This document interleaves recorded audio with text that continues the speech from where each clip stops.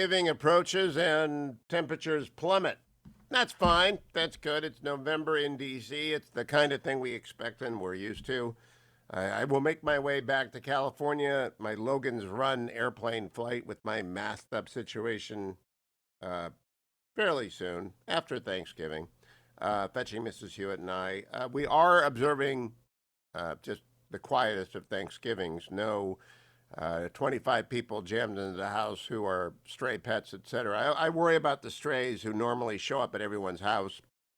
I worry about the Marines who are usually picked up on the West Coast, one or two here and there from Camp Pendleton. Hopefully, everyone finds a home at which they are welcome in ones or twos and below tens or twelves. But I do think it's good advice. We have to just get through to the end of December. The news is just terrific on the vaccines, and I believe by the end of the month, by the end of December, tens of thousands of people will be vaccinated. By the end of January, millions will be vaccinated, and the back of this thing will be broken by spring. I really do believe that in the United States, and with an abundance of those doses of vaccine going abroad so that the first responders abroad stay well. That's why the death rate has not climbed as proportionate as the virus has. It's because our first responders have the ability to treat the virus now. They know what they're doing. They've got better therapeutics. They understand what to do. They don't intubate as often as they do. They do oxygen treatments. They do a lot of different things. So the death rate is not nearly as ghastly as it would have been and was in the spring, but still we need the vaccine, and the good news is it is on the way. Let me turn to some political good news. I hope you follow Redistrict on Twitter, Dave Wasserman, because Dave Wasserman is really the best, and I think he's a lefty, but he's just good. And as of 2 days ago, it was down to 5 House districts. All right, it looks like the House is going to turn out to be 223 Democrats and 212 Republicans. Okay, that's what it looks like. But we still don't know for sure California 21st District, where it's likely to be a Republican. California 25, where Mike Garcia, who you heard on this show a few times, is likely to win. He's ahead by 150 votes or something like that, but they're running out of votes.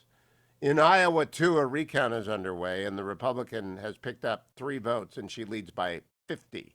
Count it, 50 votes.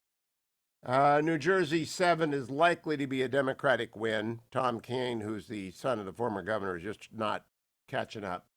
And then New York 22, who knows? That's a toss-up.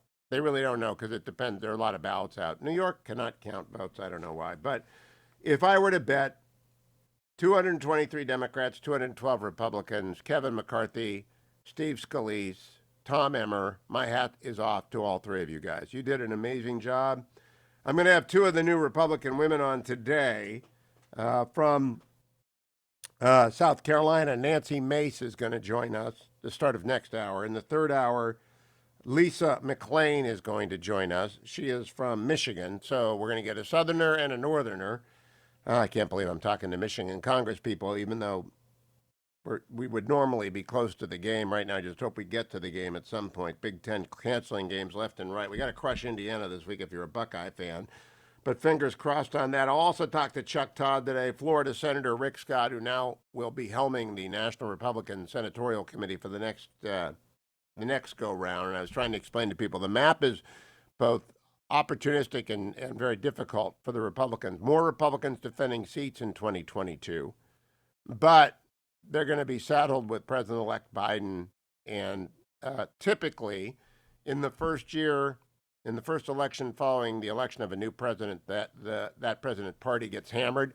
So I think it's possible to hold on to the Senate in Georgia in January in those 2 races, then pick up seats in the Senate in 2022 and take back the House in 2022. Now, the Republicans will not be insane like the Democrats were and impeach Joe Biden. They won't be doing that unless there's an impeachable offense. And you never know, right? You never know what's going to happen. But they're not going to do a partisan impeachment like Adam Schiff led, which, by the way, took everybody's eye off the ball except for me.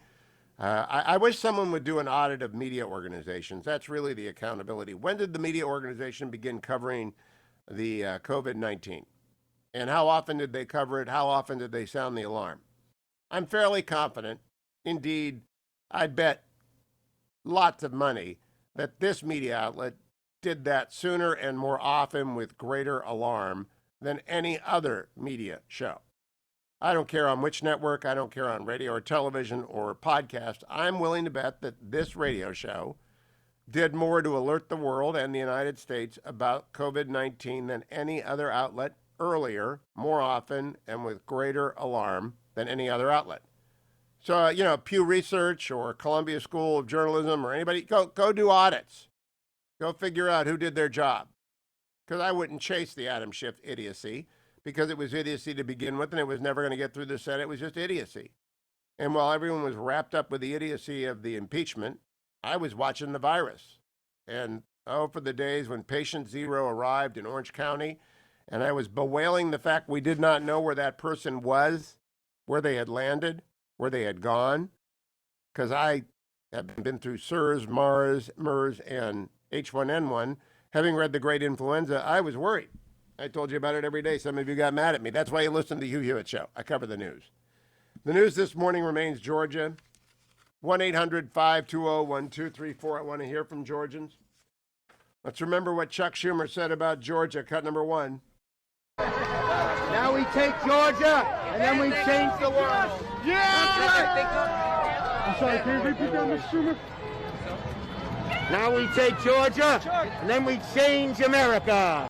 Yeah, Georgia, you're on Chuck Schumer's mind as a captive state. He wants John Ossoff and Raphael Warnock to beat incumbent Republican Senator David Perdue and incumbent Republican Senator Kelly Loeffler because he wants to run the country and he wants to run it hard left.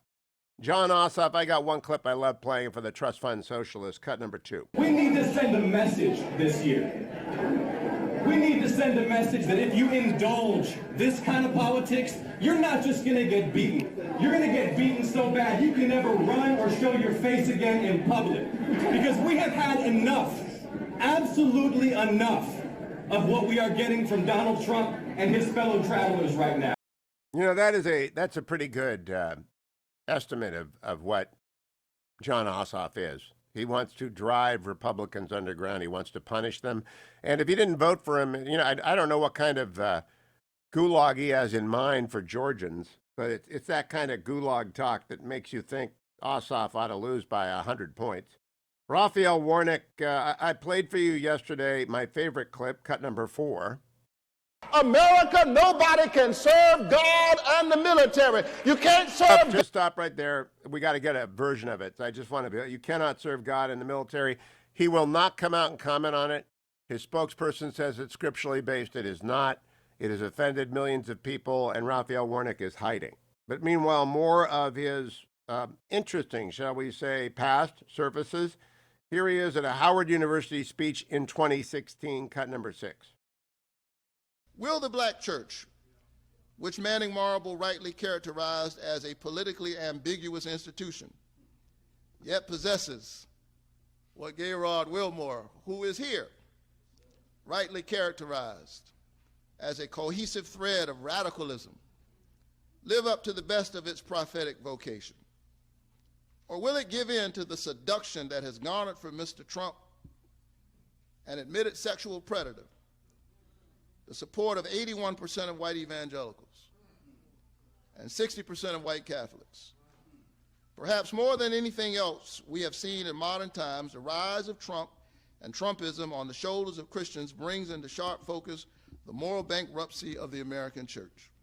So I actually do not believe that the American church is morally bankrupt. And if you agree with me that it's not, you can go find and support Kelly Loeffler, who is running against radical Raphael Warnock. He's just a radical.